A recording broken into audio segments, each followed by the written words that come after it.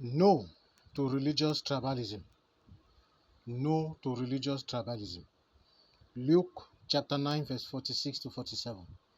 An argument started among the disciples as to which of them would be the greatest. 47. Jesus, knowing their thoughts, took a little child and had him stand beside him. This is the word of the Lord.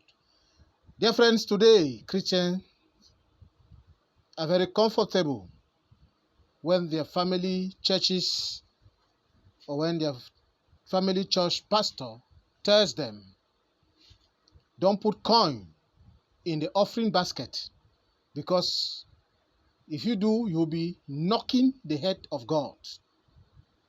I don't know if the head of God is inside the basket, but rather put paper money. No comment. But when a pastor of another denomination preach about money and giving, it becomes a serious problem.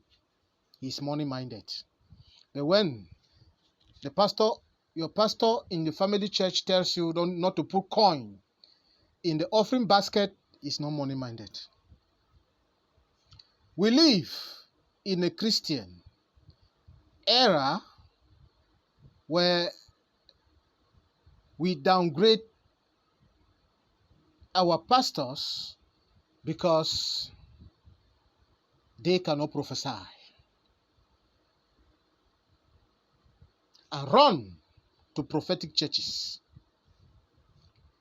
For your information, the word of God is the first prophecy. I am not against prophet and prophecy, but we should be disciplined. Why did Jesus use a small child? Children are special. Children are humble. Children don't keep record of wrong and anger.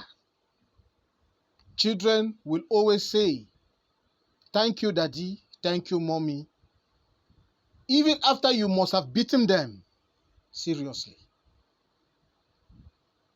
Christians all over the world and those under the leadership of this man standing here, learn to say thank you when God does something to you. Be humble to say thank you, not only in words but in action. But for the word of God tells us, faith without action is dead. And one thing, you will never see God physically.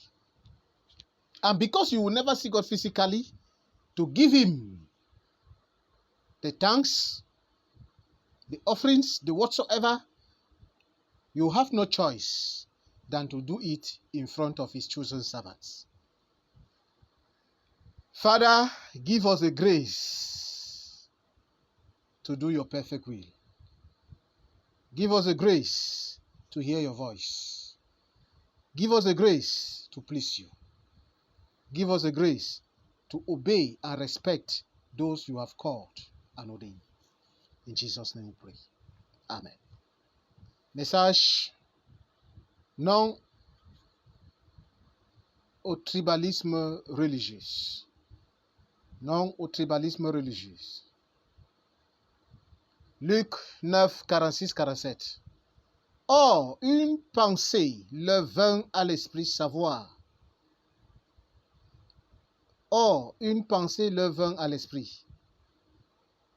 Savoir lequel d'entre eux était le plus grand. 47. Jésus, voyant la pensée de leur cœur, prit un petit enfant, le plaça près de lui. Parole de l'Éternel. Aujourd'hui, les chrétiens sont confortables lorsque le pasteur de leur église de famille dit, je cite, « Pas de pièces dans le panier des offrandes ou de l'offrande, car en le faisant, vous seriez en train de cogner la tête de Dieu. » Je me suis demandé si la tête de Dieu est dans le panier. Pas de commentaire.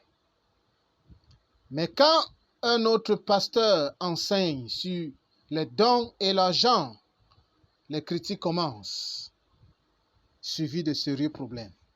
Il aime l'argent.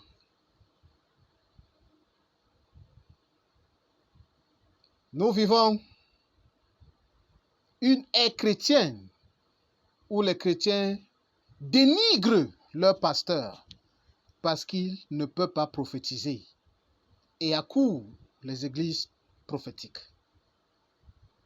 oubliant que la parole de Dieu est la première prophétie. Je ne suis pas contre les prophètes ni contre la prophétie, mais soyons juste disciplinés. Pourquoi Jésus a-t-il pris ou utilisé un enfant? Bien-aimés, les enfants sont spéciaux, humbles, ne gardent pas les gens dans le cœur. Ils diront toujours merci papa, merci maman, même après une bastonnade accomplie. Chrétiens du monde entier, et ceux sous l'écoute de ma voix et de mes enseignements, apprenez à dire merci lorsque Dieu vous fait quelque chose. Lorsque Dieu se montre superbe, lorsque Dieu se montre véritable, dites merci. Et parce que vous n'allez jamais voir Dieu face à face pour lui donner ses dons, pour dire merci, vous serez dans l'obligation de le faire devant un homme de Dieu.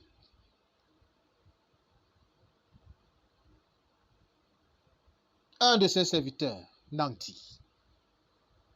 C'est ça la règle. Seigneur, ce matin, nous te disons merci. Donne-nous cette grâce d'être humble,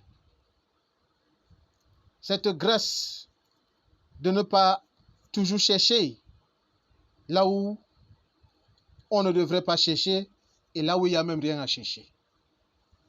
Cet esprit de critique insensé, tue cet esprit en nous. Au nom puissant de Jésus, nous avons prié. Shalom.